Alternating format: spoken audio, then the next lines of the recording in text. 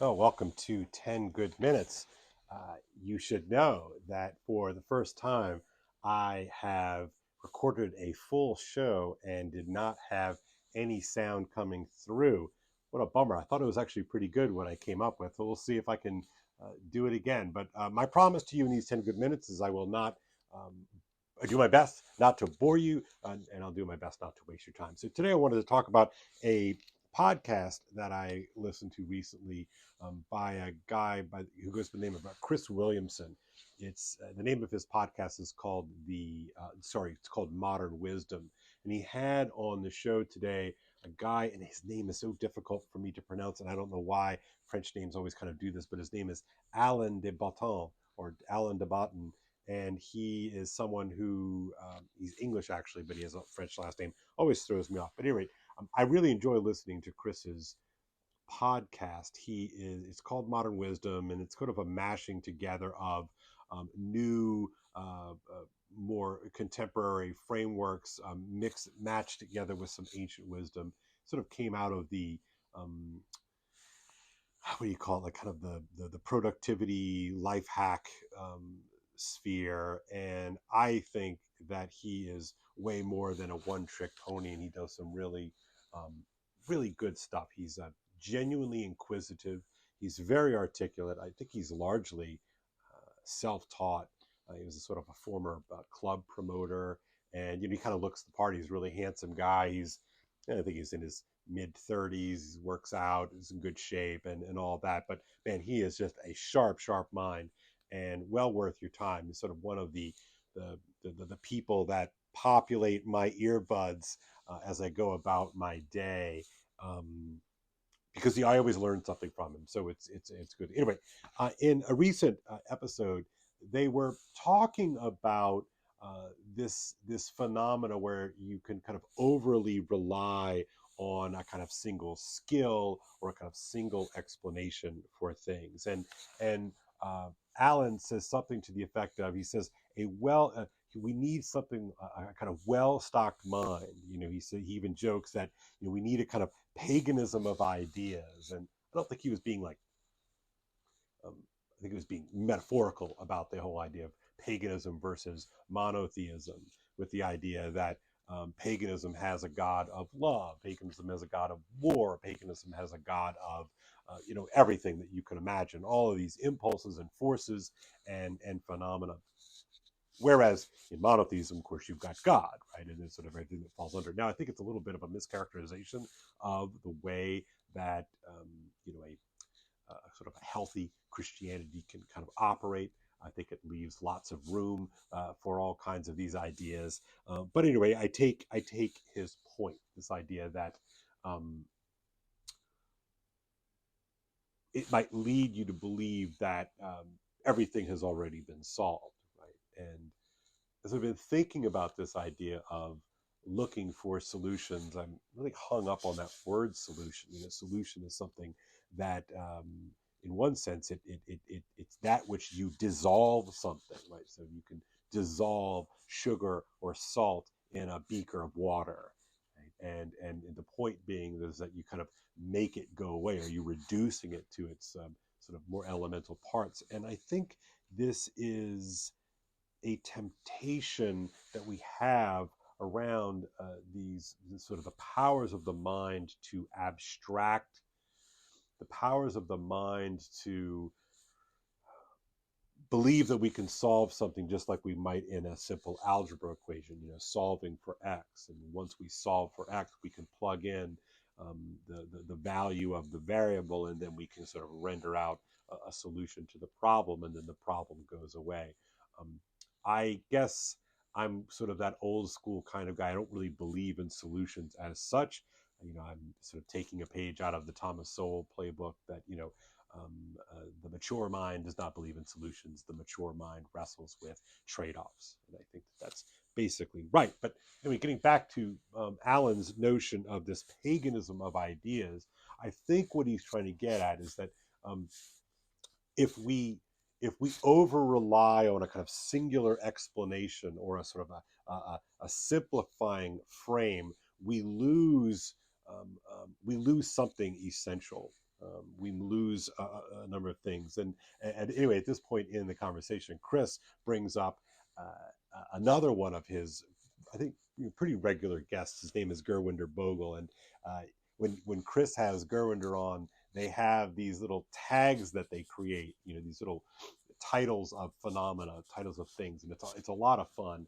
And it's really fun because I think that's where Chris is at his most creative. But he sort of talks about these ideas. And I should, if I was a fully prepared podcaster or YouTuber or whatever it is, whatever I am, I would sort of bring you some of those examples. But one of the examples that Chris brings up, which I thought was really funny, it's Gurwinder's golden hammer, and this is how he describes the phenomena.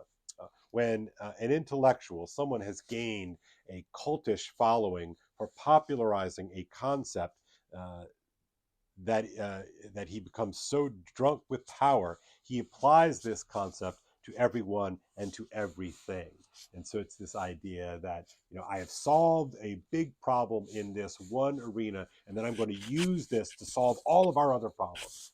Right? And they laugh. And I think smartly, Alan brings up, this is why people fall in love with things like Marxism.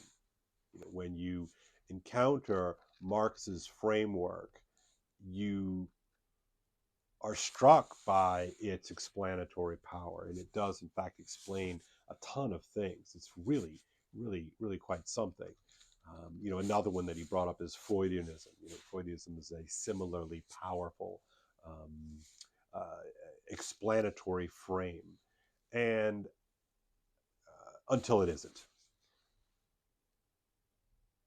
And even Marx sort of famously says at a point, and again, if I were prepared, if this were a longer podcast, much more than a good 10 minutes, I would have some quotations prepared here. But Marx reaches a point in his system where he basically tells you, you can't ask that question. And I think Freud is similarly problematic insofar as it leaves out a lot of signal and treats a lot of signal as noise so as to hold on to the explanatory power of the system or the frame.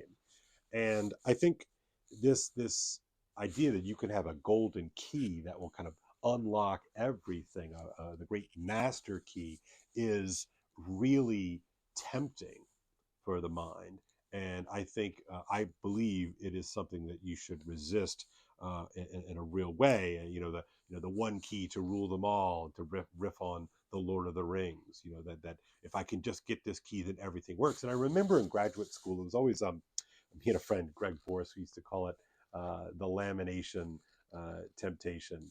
That if you're a Marxist, what you do is you take your ideas, and your ideas are independent of whatever it is you're reading, and so you take this idea and then you submit the work and the author, or sometimes just the author, or sometimes both. But anyway, you submit the thing to your system, right? And so you can have a Marxist reading of Hamlet, a feminist reading of whatever.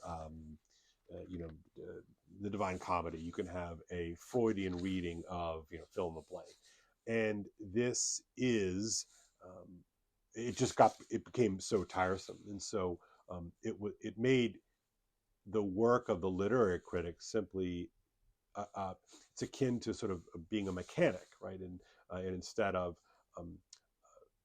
addressing the work, you use the idea to retrofit the work to fit the idea, because the idea was ultimately the thing. It was the thing that you cared most about. And it was just so tiresome. And so we finally got to the point, it was like, you know what? I know exactly what you're going to say about this book that we're reading right now, because you're going to ignore X, Y, and Z, and you're going to talk about A, B, and C. And then you're going to sort of do this weird little, fabrication job, and you're just going to jam everything into this explanation. And I just think that belies the power ultimately of poetry. And I think the power of poetry is that it is not reducible. That you can't take a poem and reduce it, like you can with a fraction. We were taught, of course, correctly, that 5/10 is not 5/10. 2/4 is not 2 over 4. Both of those are 1 over 2. And in math, it's a very powerful and necessary move because you can manipulate those numbers with incredible power by reducing them to a kind of an essence. And so the problem, though, is that human beings are not numbers. The problem is that you can't reduce a human being without doing real violence to their humanity, and by extension, you do violence to our humanity. And so but we really like the idea that you can just reduce everything to its constituent parts. It makes life a lot easier. But the problem is life is actually complex. And if you are really listening to poetry, if you are really reading story, if you're really engaging with a play or a novel or an epic poem, you recognize that a poem is an attempt to capture the complexity of experience and give us an opportunity that we can look at it together. To think that you can use your frame in order to get rid of all the parts of a story that you don't like is absurd. And you can even kind of hear it. It would be crazy to reduce, for instance, Hamlet to Hamlet really just wants to. Hamlet has a sort of a Freudian connection to his mother, and therefore the whole play hinges on that scene where he castigates his mother for jumping into Claudius's bed. It's like that's not ultimately what the play is about. It's absurd to suggest that you could distill it into that uh, stretch of a reading. It's much more complex. It's much more profound. I mean, Hamlet, of course, himself is so much more profound. Anyway, my idea here is that I've been thinking about this idea of story and metaphor and complexity, and this golden hammer idea of Gerwinder is important because we can monetize golden hammers. We can monetize the key that can rule them all. But I'm here to tell you that complexity is belies such simple reduction, as do metaphors. And in fact, if you really allow the if you submit yourself to the story, if you submit yourself to the poetry, it broadens you out. It doesn't shrink you. Whereas if you take the work and you jam it through the meat grinder or a frame of Freudianism or post-structuralism or deconstruction or new historicism or Marxist feminism, or queer studies or whatever it is you're talking about, what you're doing is you are shredding the complexity, right? And you are making yourself bigger than the thing. So I appreciate Alan's notion when in his conversation with Chris about a kind of paganism of ideas, because what he's trying to sort of recapture is that there are times and places for things, there are perspectives that are necessary for you to operate in, and we must have a kind of dexterity of mind, a kind of even a moral dexterity, especially in this sort of combinatorially exploded world that we live in, to think that we can distill it into abstract essences so that we can manipulate them is perhaps one of the great myths of our time, that we can control things. And it's interesting listening to somebody like Chris, who's a kind of productivity hacker, life hacker, is that we really believe that we can control the world, and that's just not true. And I think in order to deal with the complexity, one must develop a kind of poetic imagination. I think poetry affords us kind of a broadening out of our imaginal landscape in such a way that becomes a little bit easier to handle. Anyway, this is my second take. I always forget to tell everybody, please, thank you for listening. I hope I have not bored you. I hope I have not wasted your time. If you could do me a favor and hit the like and the subscribe button, I would appreciate it. I'm trying to make a go at this whole thing. And I love the comments. I try to interact with everybody in the comments, so please leave a comment. You can go to see my written stuff at kalezeldin.substack.com. The description is below. And I really recommend Chris Williamson's stuff because he always gives me something to think about. and you will too. So anyway, see you later. Take care. God bless. Bye bye.